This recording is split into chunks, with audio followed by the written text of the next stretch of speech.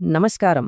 ప్రపంచ పటంలో అసలు కంటికి కూడా కనిపించినంత చిన్న ద్వీపం, కానీ దానిమీద ఒకే ఒక దాడి ప్రపంచ ఆర్థిక వ్యవస్థను అతలాకుతలం చేసేగలదు. ఏంటి ఆ ద్వీపం? దాని వెనుకున్న కథేంటి? పదండి, ఈరోజు చూద్దాం. ఎప్పుడైనా ఆలోచించారా?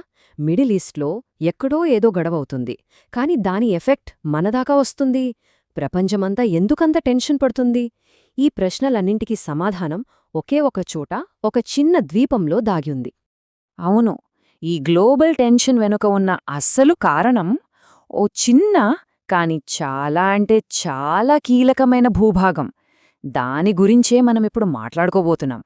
ఆ ప్లేస్ పేరే ఖార్గ్ ఐలాండ్.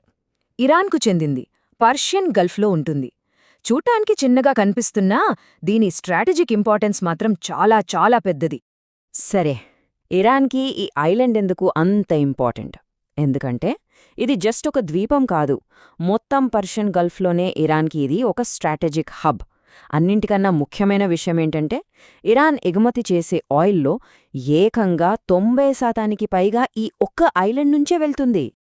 అందుకే దీన్ని సింపుల్గా ఇరాన్ ఎకానమీకి హార్ట్ అని పిలుస్తారు. ఆలోచించండి, ఎంత పవర్ఫుల్ మాట అది. ఒక దేశపు మొత్తం ఆర్థిక వ్యవస్థకి ప్రాణం పోసేది ఈ చిన్న ద్వీపమన్మాట. అయితే ఈ ఇంపార్టెన్స్ ఈరోజు కొత్తగా వచ్చిందేం కాదు. కొన్ని దశాబ్దాలుగా ఈ ఐలాండ్ శత్రువులకు ఒక టార్గెట్లానే ఉంటూ వస్తోంది. దాని హిస్టరీ చూస్తే మనకు ఇది ఇంకా క్లియర్గా అర్థమవుతుంది. ఫర్ ఎగ్జాంపుల్, ఇరాన్-ఇరాక్ యుద్ధం టైంలో ఈ ఐలాండ్ మీద చాలాసార్లు అటాక్స్ జరిగాయి. ఇరాక్ స్ట్రాటజీ చాలా సింపుల్. ఇరాన్ ఎకానమీని దెబ్బగొట్టాలంటే ఈ ఐలాండ్ను టార్గెట్ చెయ్యి. కానీ ఇరాన్ కూడా తన ఆర్థిక జీవనాడిని కాపాడుకోవడానికి మ్యాసివ్ సెక్యూరిటీని ఏర్పాటు చేసింది. సో గతం మనకు చాలా క్లియర్గా ఒక విషయం నేర్పింది. అదేంటంటే ఖార్గ్ ఐలాండ్ గనక దెబ్బతింటే ఇరాన్ ఎకానమీకి మామూలు దెబ్బగాదు, కోలుకోలేని దెబ్బ తగులుతుంది. ఇది ఆల్రెడీ ప్రూవ్ అయిన హిస్టారికల్ ఫ్యాక్ట్. ఓకే, అదంతా గతం. మరిప్పుడు ప్రెజెంట్ డేలో దీని అర్థమేంటి? ఇప్పటి సిచ్యువేషన్లో దీనికున్న ఇంపార్టెన్స్ ఏంటి? ఇప్పుడు చూద్దాం. ఇప్పుడు దీన్ని మిలిటరీ లాంగ్వేజ్లో హై వాల్యూ టార్గెట్ అంటారు. అంటే అర్థమేంటంటే ఎప్పుడైనా యుద్ధం వస్తే శత్రువులు ఫస్ట్ టార్గెట్ చేసే మోస్ట్ ఇంపార్టెంట్ ప్లేసెస్లో ఇది కూడా ఒకటన్నమాట.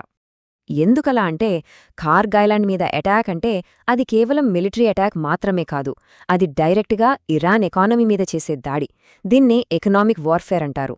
అంటే ఆయుధాలతో కాదు, ఆర్థికంగా దెబ్బతీయటం. చూడండి, మిలిటరీ టార్గెట్కి ఎకనామిక్ టార్గెట్కి చాలా తేడా ఉంది.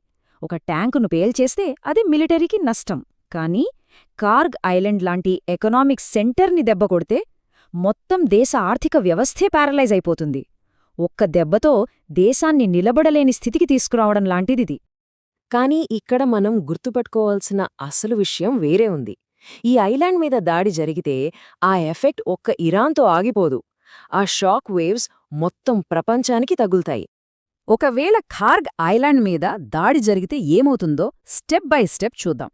ఫస్ట్ స్టెప్, అటాక్ జరుగుతుంది. Second step, global oil supply దారుణంగా పడిపోతుంది. థర్డ్ స్టెప్, మన పెట్రోల్, డీజిల్ రేట్లు ఆకాశాన్నంటుతాయి. ఫైనల్గా ఫోర్త్ స్టెప్, మొత్తం గ్లోబల్ ఎకానమీ షాక్లోకి వెళ్ళిపోతుంది.